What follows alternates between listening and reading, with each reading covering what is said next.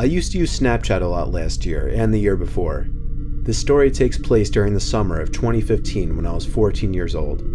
I would Snapchat this one friend of mine regularly. We were both on each other's best friends lists. I'll call him Ben for this story. One night, he hadn't snapped me in a while, so I sent him a funny picture. He didn't open it for a while, so I sent another funny photo of myself. Coincidentally, I happened to be in the app when I saw that he finally opened them. Usually he would respond within a minute, but this time he didn't respond at all. I decided to text him instead, saying, "What's up?" I got a red receipt within the minute. No response though. I didn't know what was up with him or if I did something to piss him off, but I wasn't going to beg him to respond to me, so I put my phone down and focused on something else.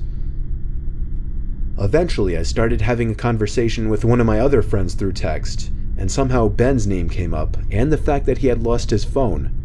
I made sure my friend was absolutely certain that Ben was still missing his phone, and he said yes. I called Ben's house phone number. His dad picked up. I asked to speak with Ben, and Ben himself confirmed he was missing his phone. I told him somebody had his phone because they were opening his Snapchats and reading texts. He freaked out and told me to come over, but I really didn't want to. I told him I'd message them asking to return the phone. I sent a bunch of texts to the person. It said read for every single one of them, but I didn't get a text back. Instead, I eventually received a Snapchat from Ben's phone. I opened it, and it was a picture of a really weird-looking guy with a huge smile on his face. And the caption was, "Coming over." I called Ben once again to make sure he didn't have either of our addresses on his phone. To my dismay, he had both of our addresses on his phone. I received a text from the guy while I was on the phone with Ben, saying, "You're good looking." Ben didn't have Track My iPhone enabled, so he couldn't even try to track this creep. That night, I woke up at some ungodly hour. I'd say 3 a.m. I wasn't sure if something had woken me up or not, but I was somewhat positive that I thought I saw some kind of light just as I woke up.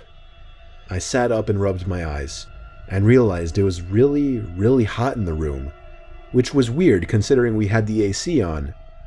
As I turned to my window, an unexpected white flash of light filled the room, and I felt a sharp pain in my eyes which had become adjusted to the dark. I struggled to reopen my eyes, but when I could, I saw that my window had been opened, and someone was leaning half of their body into my bedroom with a camera in their hand. I screamed like a little girl in what was undoubtedly the most nightmarish moment of my life.